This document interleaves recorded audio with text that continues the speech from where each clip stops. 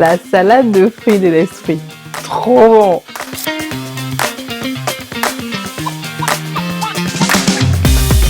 Je répète pour mes besties dans le fond, on reconnaît un amour du royaume par ses fruits.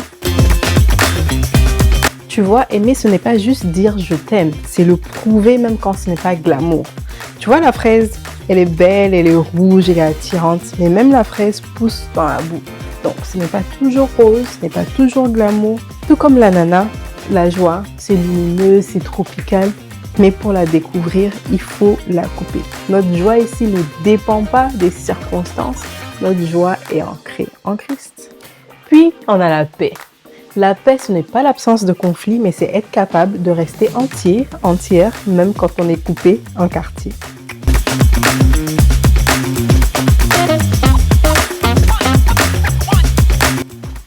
Et puis, on a la patience. Tu vois la banane?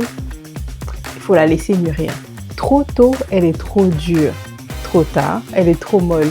Pareil, on ne force pas une relation à aller plus vite que sa maturité spirituelle. La bonté, tu vois, un grain de raisin, ça a l'air petit, mais un deuxième, un troisième, toute une grappe, ça fait toute la différence. Un service, un mot doux, une présence, une disponibilité émotionnelle, ça fait toute la différence. Que serait une salade de fruits sans douceur? La douceur, ce n'est pas une faiblesse, c'est la force maîtrisée.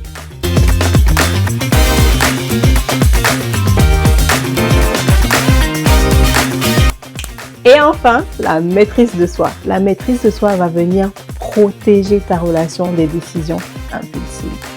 Mais les fruits de l'esprit, c'est l'amour, la joie, la paix, la patience, la bonté, la bénignité, la fidélité, la douceur et la maîtrise de soi. Galates 5, 22 à 23. Bon appétit!